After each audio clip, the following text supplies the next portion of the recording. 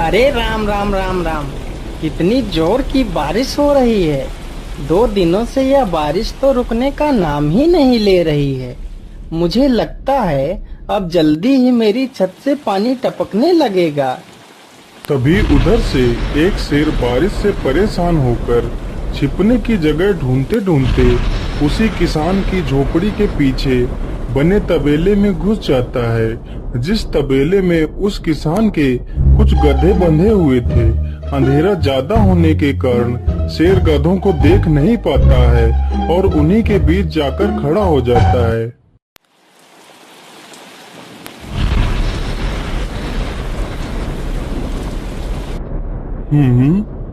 यहाँ से तो किसी मनुष्य की आवाज आ रही है।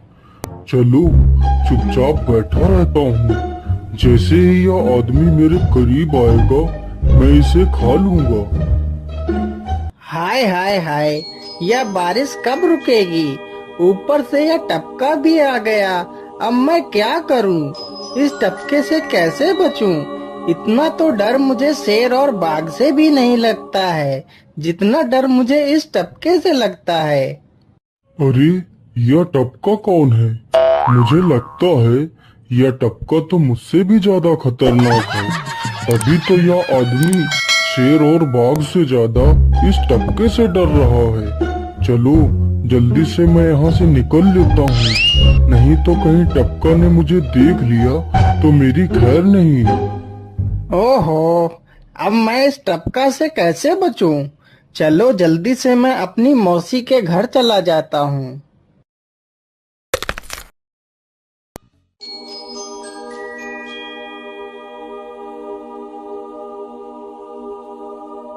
अरे चल चल गधे की औलाद, यहाँ पर छिपा हुआ बैठा है।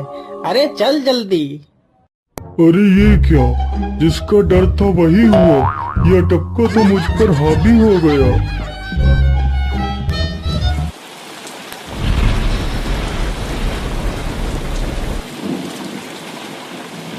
कैसे बचूं? कैसे बचूं? इस टपका से मैं कैसे बचूं? हे भगवान मेरी सहायता करो, मुझे इस टपका से बचाओ। मैं आज के बाद किसी प्राणी को नहीं मारूंगा। मैं मांसाहार छोड़ के शाकाहारी बन जाऊंगा। भगवान मेरी रक्षा करो।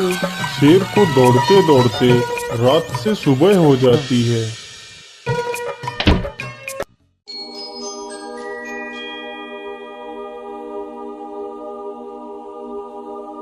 अरे देखो देखो, यह तो शेर की सवारी कर रहा है।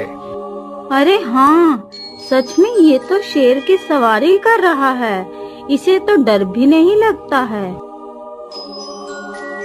अरे उधर तो देखो जरा, यह आदमी कितना बहादुर है। यह आदमी तो शेर की सवारी कर रहा है।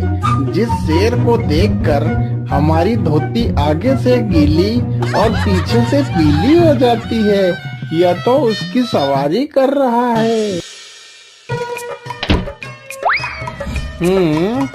ये गांव के लोग भी ना पागल हो गए हैं जो इस गधे को शेर।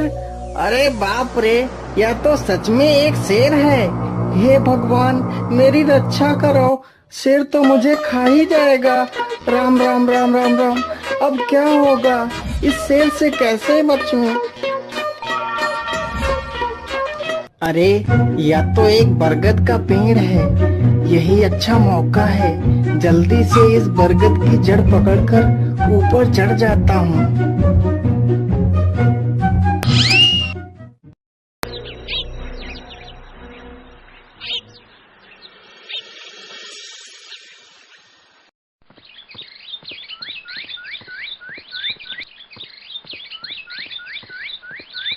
अरे शेर भैया, तुम इतनी जोर जोर से भागते हुए कहाँ जा रहे हो?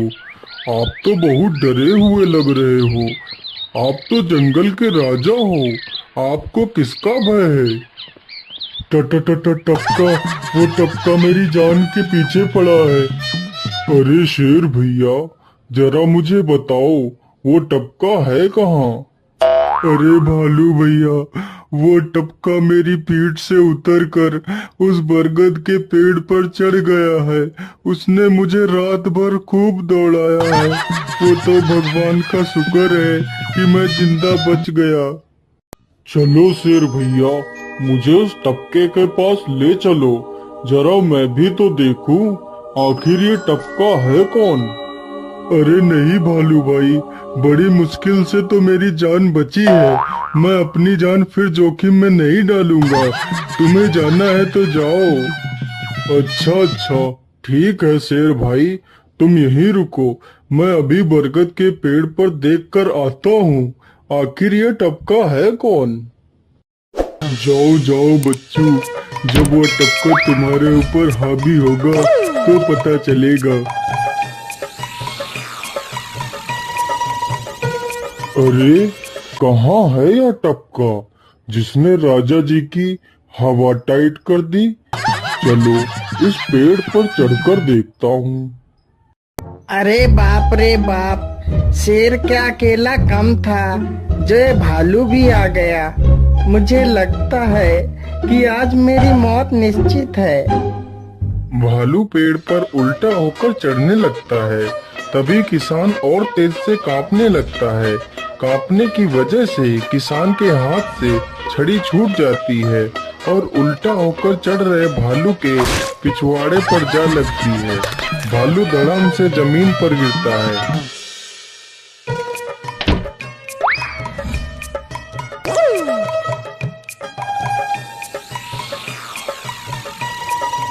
मुझे लगता है अब शेर और भालू दोनों भाग गए हैं। चलो अब जल्दी से यहाँ से निकल लेता हूँ।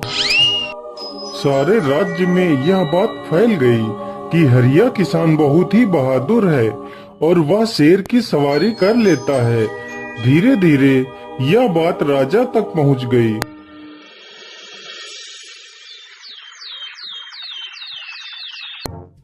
महाराज, क्यों न हम पड़ोस के गांव से हरिया किसान को बुलवा लेते हैं। वह बहुत ही बहादुर है। उसके बहादुरी के चर्चे तो पूरे राज्य में हैं।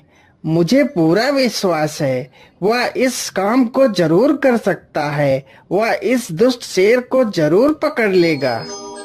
सैनिकों, हरिया किसान को आदर पूर्वक हमारे दरबार में पेश किया जाए।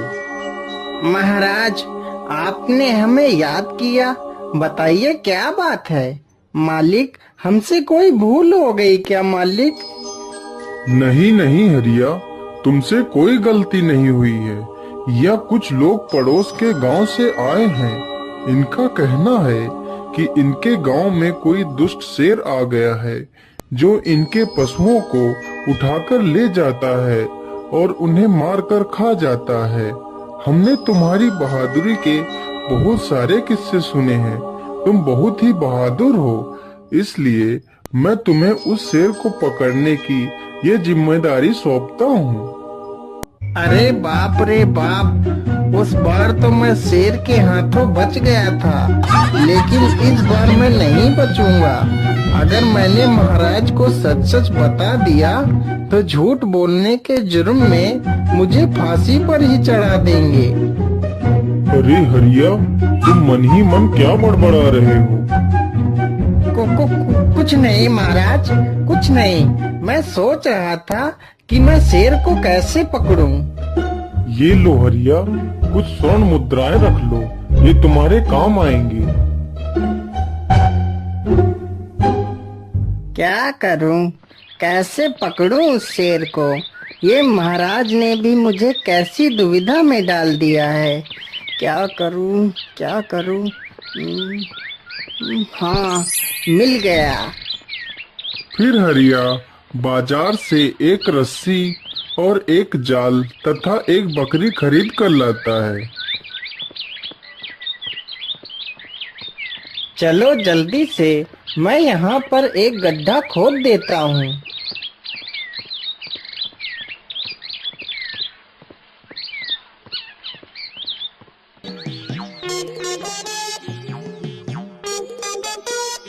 गड्ढा तो खोद दिया। चलो अब जल्दी से इस बकरी को रस्सी से बांध देता हूँ। हरिया ने बकरी को रस्सी से बांधकर गड्ढे में खड़ा कर दिया और जाल को लेकर पेड़ की डाल पर बैठ जाता है। थोड़ी ही देर बाद जब बकरी को भूख लगती है तो वह चिल्लाने लगती है। अरे, यह तो बकरी के चिल्लाने की आवाज है, लेकिन यह आवाज आ कहां से रही है?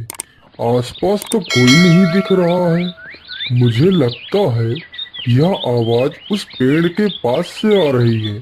चलो चलकर देखता हूँ।